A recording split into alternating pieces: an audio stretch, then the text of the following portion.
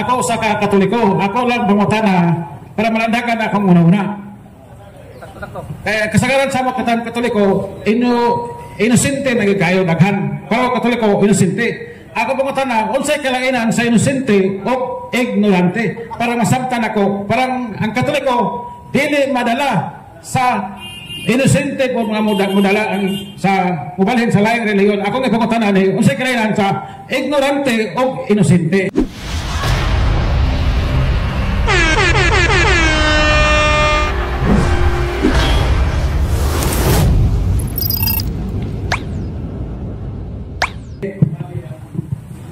Kanang inosente, wa gyud na nahibaluan.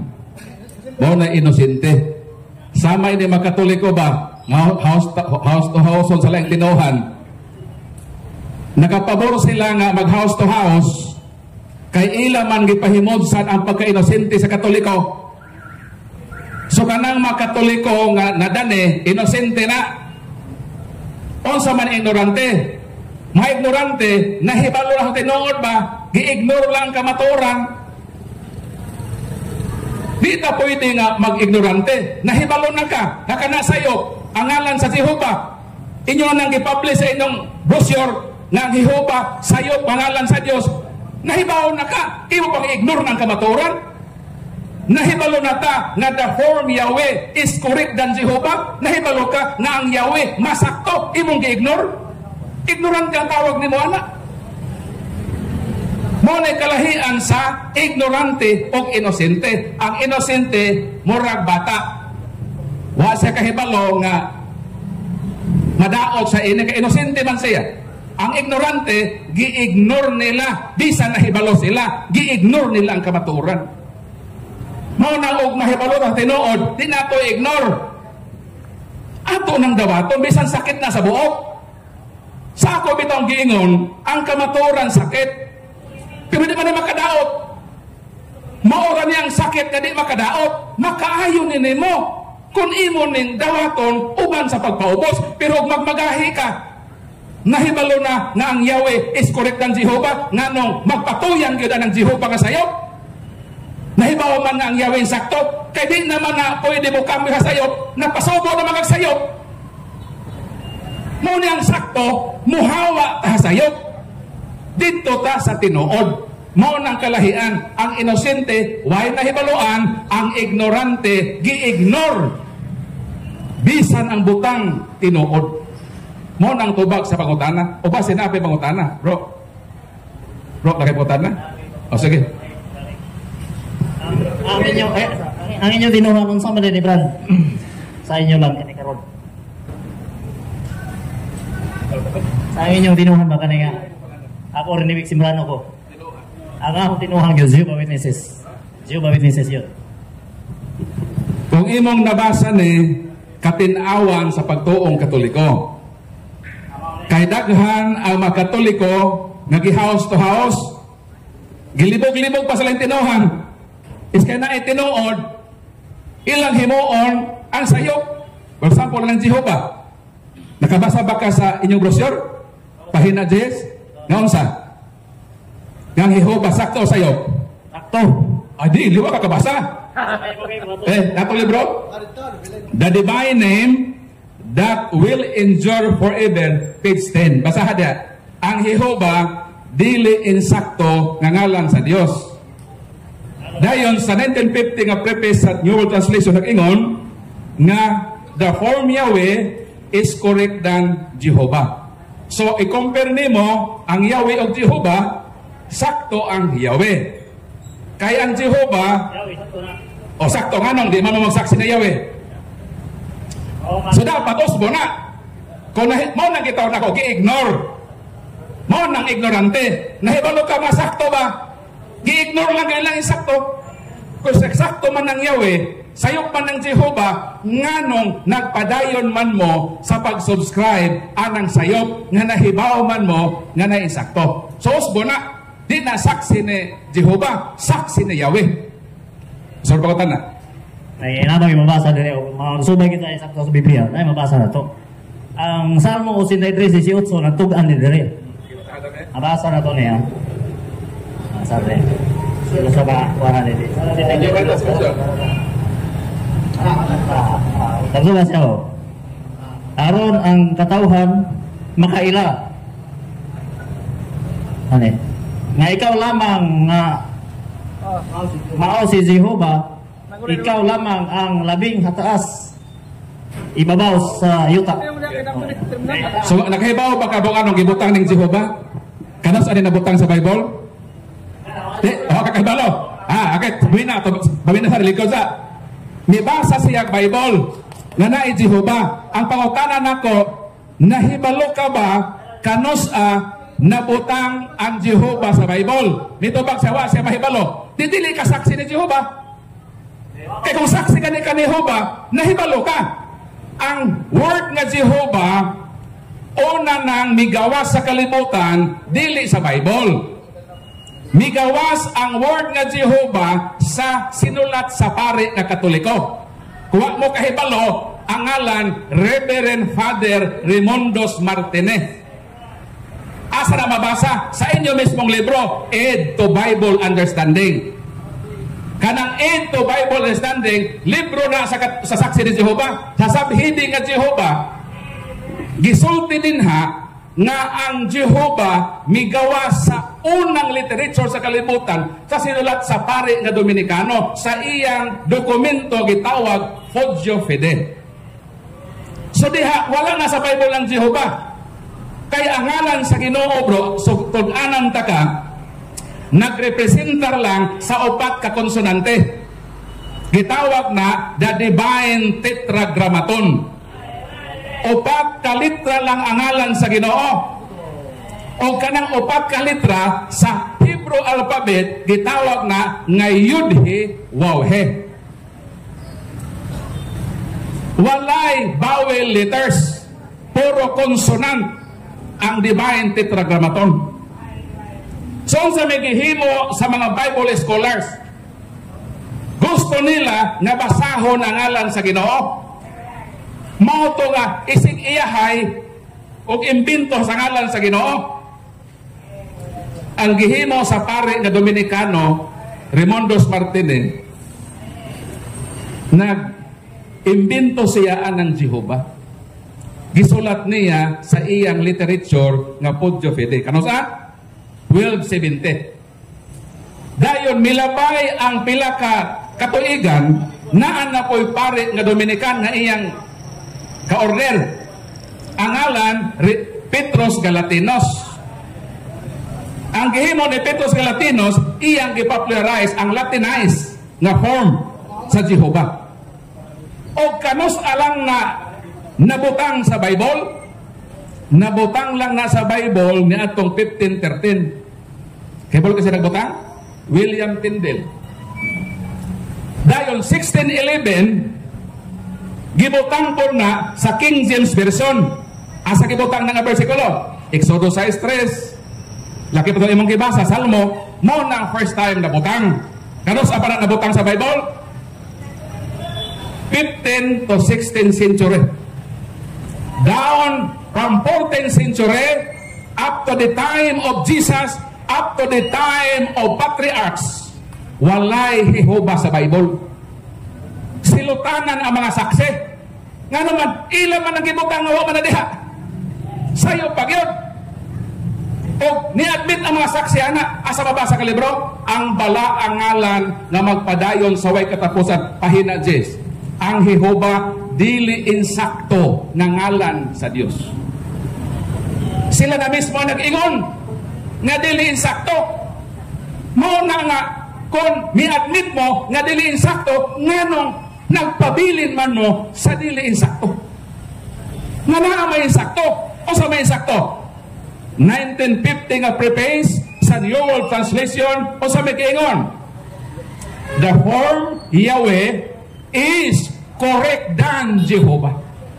Sa ato pa, kung kaparo nimo kanang Yahweh o Jehovah, ang Yahweh is correct than Jehovah. Karon, nahibaw na mong sayop, nahibaw mong nainsakto, nga naman, nga midukot man mo sa dili insakto. Ang tubag na po nahibalo ka? Napasubo naman sa sayo. Napasubo naman sa sayo. Alaw, trohon pa ng saksi ni Jehovah, saksi ni Yahweh. Madaot na sila. Mo sila sayo preto nyo sa una, saksi ni Jehovah. Mao na bro, ngaron makaling kawas ka, gikan sa kasaypanan, biya gyud sa bakak. Maulang na nga mahigawas ka sa pagiging ni Kristo. 8:32 sa Juan.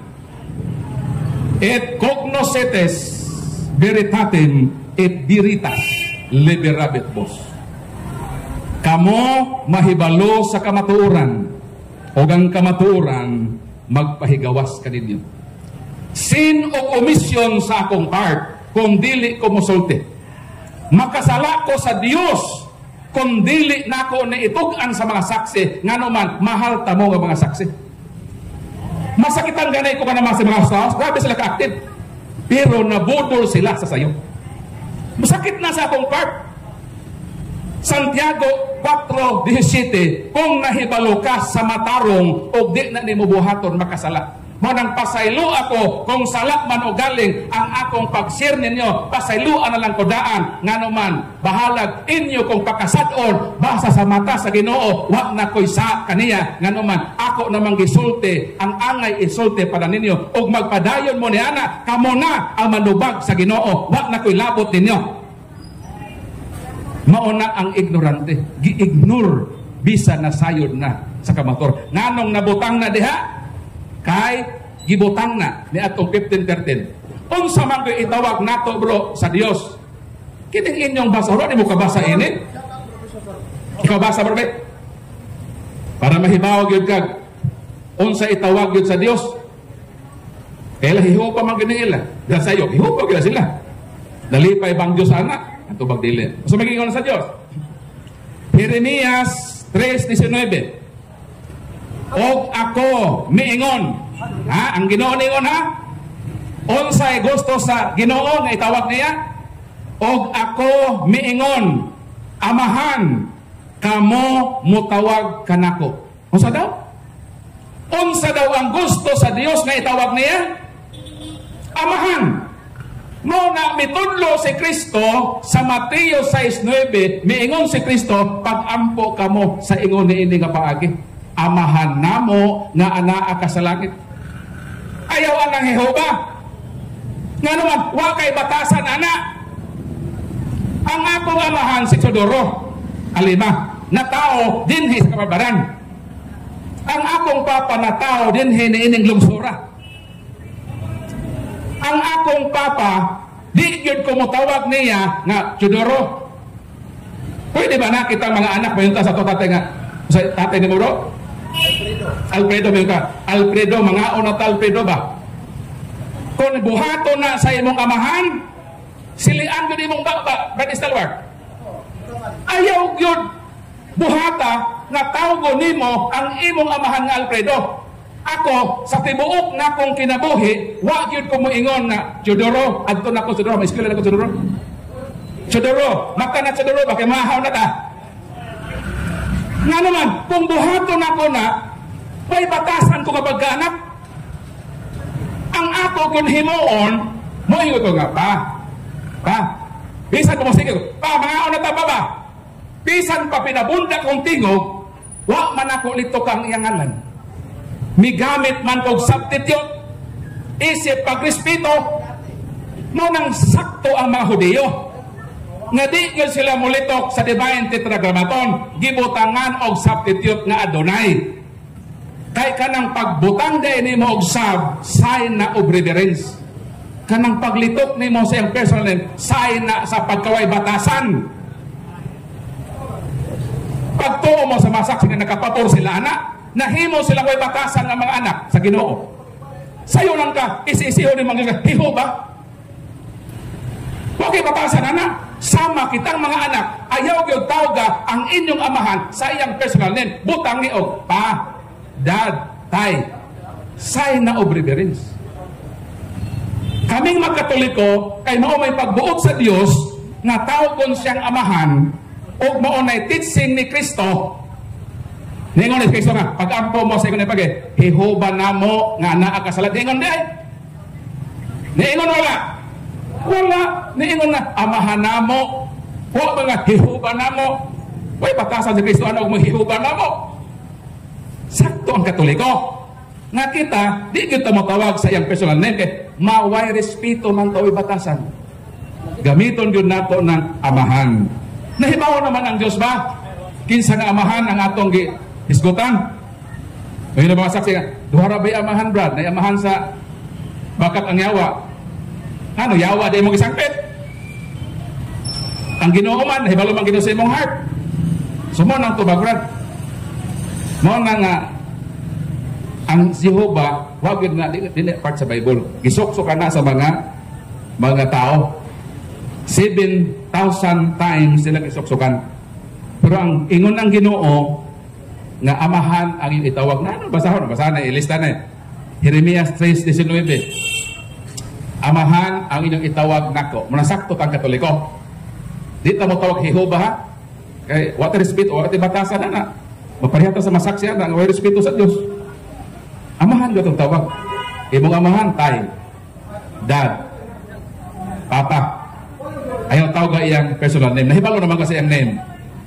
So, respetuha siya, butangi og substitute. So, mo na itubag sa pagutana. O pwede bro, mapadayin pagpagutana. Salamat bro. Sorry lang bro, o panalitan mo, sakit to, nakamatuoran. Pasaylo alam po ko ha. Bigad mo to, kasayok lagi na. Ipin ka mo, naingon mo anak. Kami, the form Yahweh is correct than Jehovah. Mo nang sa among translation, Jerusalem, Yahweh ang panana. Mo na bro, amo lang iampo bro no nga ang kamatuoran mulamdag ko sa imo kasing-kasing og ako as Jehovah's Witness kaniadto, mangayon lang ko pasaylo para nga pasaylo lang pod ko nga og nasulti ko to. Okay, next question apa? Naapay mangutanan?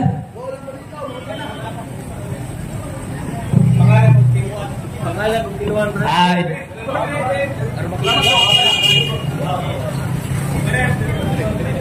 Kuhan ko, Brad, si Edwin Paiste ko. Kanang Katoliko. Mangutanan lang ko kung kanang saksi ba nga nung si Jesus Christ gilansang nila sa puste. Actually, ang history saksi ni Jehovah bro, cross yun na sila sinugdan. Ngani ang watchtower, ang logo na i-cross. Ang mga saksi ni Jehovah magbutang og pin nga cross sa ilang heart. Pero nganong nausap man ang ilang teaching o ang ilang gihimo nga pagpanamastama sa Biblia, ilang gilangkat ng word na cross sa Bible. Sa Watchtower edition, mabasa sa 1 Korinto 1:23 nga ang among giwali nga Kristo, Kristong gilansang sa cross. Mao na ang unang Biblia sa mga saksi. Watchtower edition na ay cross. Pero iba niya na magpin ang saksi o cross.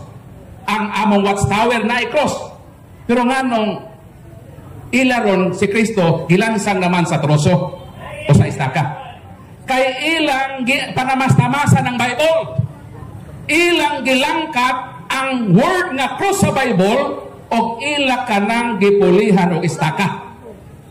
Aron muhaom sa ilang gituohan nga teolohiya. Pero pag panamas-tamas ka na sa pulong sa Ginoo, mao na ang mga saksi dako og yun og sala sa Dios. Kay ilang gipanamastamasan ang balaang kasulatan. Gitaktak ang word na cross, gipangsuksok ka ng ilang mga word sama sa Jehovah nga imbento sa pare. Mao na nga atong iampo nga mga buutan na bauntan ni matawhana, mga active na bauntan ni sila, apa nahimo silang biktima sa sayop nga pagtulunan. Sayunan ka, imong langkaton ang mga word sa Bible, imong pulihan o istaka, nga di man na mao. Si Kristo gilansang sa cross, sumala din sa ilang basahon, o di ni madinay nga kamatuoran. Ano man? Sa Juan 20:25 mo nang mabasa. Gawas kon makita ko sa iyang makamot ang inagian sa mga lansang. Tiko nga? miingon si Juan nga apostol, si Tomas. Niingon si Tomas, gawas kung makita ko ang makamot sa inagian sa mga lansang. Sa ato pa, si Kristo ang iyang kamot, mga lansang ang gigamit. Sa Griego na, gitawag na sa helon. Helon, plural, mga lansang. Helos, singular, lansang. Kung tanaw nimo ang picture sa mga saksi, si Kristo gilansang sa istaka o salang kalansang. Whereas ang Biblia nag-ingon nga ang iyang kamot gitusukan sa mga lansang. Saksing bakakon. Nganong saksi bakakon man? Dili man mao ang giwitness sa mga apostoles.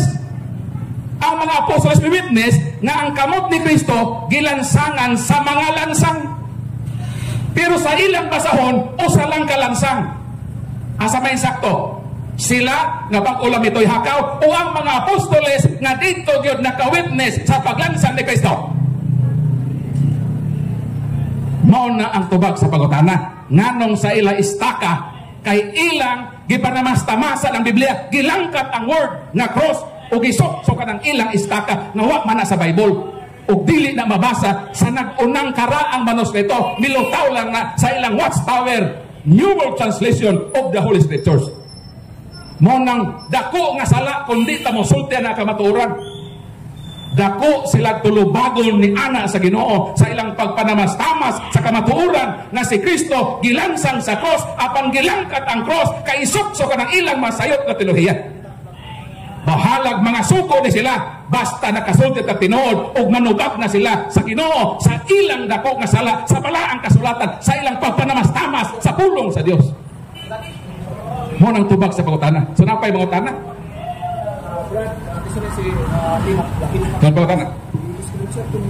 Bro, na matana dito bro. Sanang matawag pa man ko ng birhin si Maria nga nanganak naman kang Kristo. Nganong matawag ang mahal nga birhen sa kanunay bisa nanganak siya kang Kristo? Kay ang gimabdos sa mahal nga birhen nga Maria ayaw ipakasama sa inyong mga asawa nga nanganak sa maternity clinic. Ang gipanganak sa mahal nga birhen gamhanan. Kay gamhanan doon na siya gahom nga gitawag subtilitas. What is subtility? Means no barrier of space.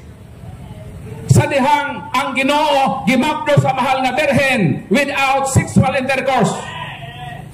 Tuod na sa gahom sa landong sa Holy Spirit na mabdo siya bisan wa hilabde. Ang inyong asawa nabuntis kay inyong hilabdan. Naagani rin mga babae na wa pay bana di na birhen. Nagkasatpan sama. Ilahi nato ang mahal nga birhen. Nagmabdo siya sa Ginoo without sexual intercourse. Nagmabdo siya siyang kabulan nga birhen siya. Ang pangutana, nanganak man Brad Paul. Wa man to masesaryan. Niagi mangyugdo sa iyang sabakan. Ang tubag maone. Ang Ginoo gamhanan man. Roy ba sa gahom sa Ginoo? Juan 20:26 si Jesus miabot bisan tuod ang pultahan dinangkahan og bitindog sa ilang taliwalog mingon hinaot ang kalinaw maanaa kaninyo. Nanirado ang mga apostoles ba nanangka sila wa kay kalutsan pero nahibong man sila nga ang ilang lawak nga dito sila nagtapok kay nahadlok sila nga dakpon isunod sa mga Hudiyo. Trangkado nga way boslot nga malili sila pero nahibulong sila nga kalit lang ang Ginoo mitungha sa ilang taliwala ang pagutana asa man miagi. Ha? Nga trangkado man ang lawak wa may bisan bangag nga kalilian. Nano ang Ginoo mitungha man sa ilang taliwala asa man miagi. Kay ang Ginoo pwedeng mulusog bisan may bangag. ang imong anak, ang imong asawa mulusot gyud sa bangag. Og dili makaagi sa bangag, buslotan ang tiyan para mabangag. Ang mahal nga birhen, ang iyang gimapdos Ginoo, dunay gahom nga musod og mugawas nga way madamage nga virginity. Naamoy flashlight? Kanang inyong flashlight. Nganong mogamit og flashlight? Kaya ang flashlight kahayag. Ang tinuod nga kahayag dili ang flashlight.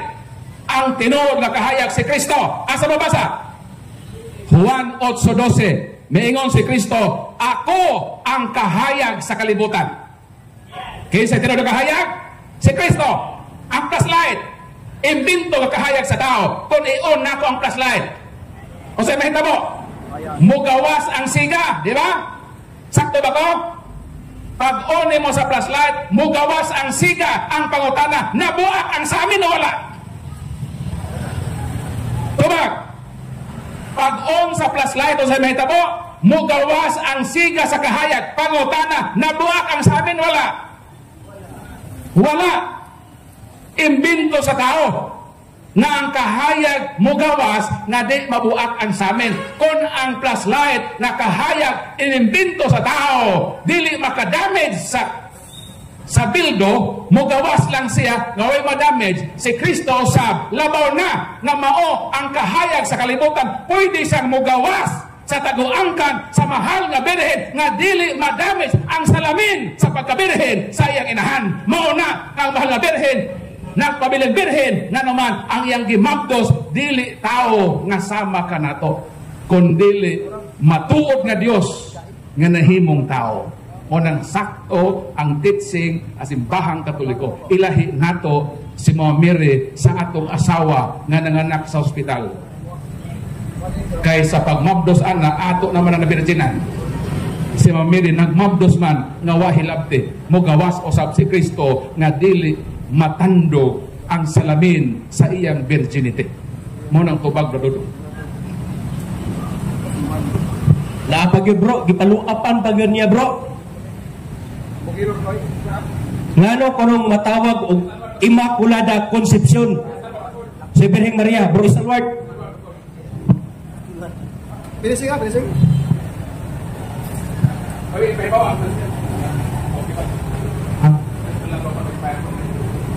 Oh, ang 3 mil. Uy. Ang 3 mil, wala pa ma-expire. Doon na pa 7 minutos. Para ma-expire ang 3 mil nga premyo. O niya si Sir, si Sir, nga muhatag na po daw may upat ka pangutana, tagsagatos ang makatubag, kada pangutana. O, ato palakpakan na itong sponsor. No? Palakpakan na ito ang sponsor na ito, mga igsoon. Okay. Ang pangutana, nganong nahimo mang Immaculada si Santa Maria? Unsa man ang pulong nga Immaculada? Daghan sa mga Katoliko ang wala masyayod kung unsa nang Immaculada. Ha? Immaculate. Bot pasabot, pag ingong Immaculate, si Santa Maria walay bulig, bisan gamay nga sala. Walang gitawag og Immaculada. Nga naman mga igsoon, nga nung matawag man nato nga si Santa Maria walay bisan buling og sala. Atong ginumduman nga kining atong Ginoong Hesukristo gikani sa tiyan ni Santa Maria. Gamitan na natong logic. Kung si Santa Maria makasasala, di modo ang iyang anak na si Jesucristo makasasala usab. O kay makasasala man si Jesucristo, kadtong dugo nga giula ni Kristo sa cross, dito makaluwas nimo, dito makaluwas niya, dito makaluwas nako. Nga naman, makasasala man to. Nga nung na imo makasasala, kay makasasala man po si Santa Maria. Muna ang simbahang Katoliko, mga kaigsonan, nagtudlo na si Santa Maria walay buling umansa sa sala. Muna ang gitawag og Immaculada Concepcion. Galacia Kapitulo 4, versikulo 4. Atong basahon ang balaang kasulatan. Ingon din ang Galacia Kapitulo 4, versikulo 4. No? Kaya kung makasasala pa atong ulunan sa way pagtugot ang atong mga pinangga nga mga protestante nga para nila si Santa Maria dunay buling, dunay sala, makasasala, ay di ta mga luwas. Kaya ang dugo nga giula sa atong Ginoong Jesucristo dito sa cross, dunay dakog kabahinan si Santa Maria atong dugoa. Galacia Kapitulo 4, versikulo 4, mga igsoon. Atong basahon ang balaang kasulatan. Galacia 4, Kapitulo 4, versikulo 4. Ang sa ni si Galacia, oy, patindugaya magpakita. Galacia. Dara. 4:4. Iyon ang balaang kasulatan. Apan sa pag-abot na sa hustong panahon, gipadala sa Dios ang iyang anak, gipanganak sa tawhanong inahan, ug nagkinabuhi siya ilalom sa balaod. So kaning Kristo nga nagpakamatay para sa imong sala, sa akong sala, sa iyang sala, anak ni siya ni Santa Maria. Unya kining dugo nagigamit pag-ula ni Kristo sa cross, asa ni gikan? Hebreo Kapitulo 4, versikulo 12. Atong tan-awon mga igsoon. Apit na ma-expire ang prismel na papremyo ni Brother Paul Alima, no? Ingon sa dire. Hebreo Kapitulo 2, versikulo 14. Hebreo Kapitulo 2, versikulo 14, ngadto sa 15. Ingon sa dinhi. Tungod kay ang mga anak sa tao, tao man, nga adunay unod ug dugo. Si Jesus usab nahimong sama kanila og miambit sa ilang tawhanon nga ginaiya. Gihimo niya kini aron pinaagi sa iyang kamatayon. Malaglag niya ang iyawa nga may gahom batok sa kamatayon. Sa maong paagi giluwas niya kitang tanan nga naulipon sa tibuok nga kinabuhi tungod sa ilang pagkahadlok sa kamatayon. O sa gingon, sanglit ang anak sa tao, tao man. Si Jesus usab, matod pa, nahimong sama kanato na tao, og miampit, og dugo, og unod, kang Santa Maria. Di modo, si Kristo kung way sala, mas labaw ang iyang inahan, nagigikanan sa iyang dugo, og unod. Di man pwede nga si Kristo, tao ng daan, ihulog sa Ginoo, ihulog sa amahan din sa yuta. Di man na pwede. Kinahanglan man yun nga magpakatao atong Ginoo gikan sa sabakan sa babae nga mao si Santa Maria. Muna ang Santa Iglesia Katolika Apostolika Romana nagtudlo na si Santa Maria walay bahid sa sala. Kay kung naa pay bahid sa sala, ikaw ug ako mga igsoon, wa tay kaluwasan. Kay ang dugo ni Kristo mao ang gibayad sa atong mga sala. Muna mga kaigsonan na dawatan ninyo na si Santa Maria walay nahimo nga sala, walay mansa sa sala. Kay kung moingon ta si Santa Maria makasasala, ang pangutana na unsa po'y sala nga nahimo ni Santa Maria? Kamong mga dili Katoliko, kay para ninyo makasasala man si Santa Maria, ang among pangutana ninyo, unsang salaa ang nahimo ni Santa Maria sa dinhi pa sa kalibutan para maingon nato na siya makasasala. Sige, tagaan ta mong 500 ba kung makasulti mo unsay sala ni Santa Maria.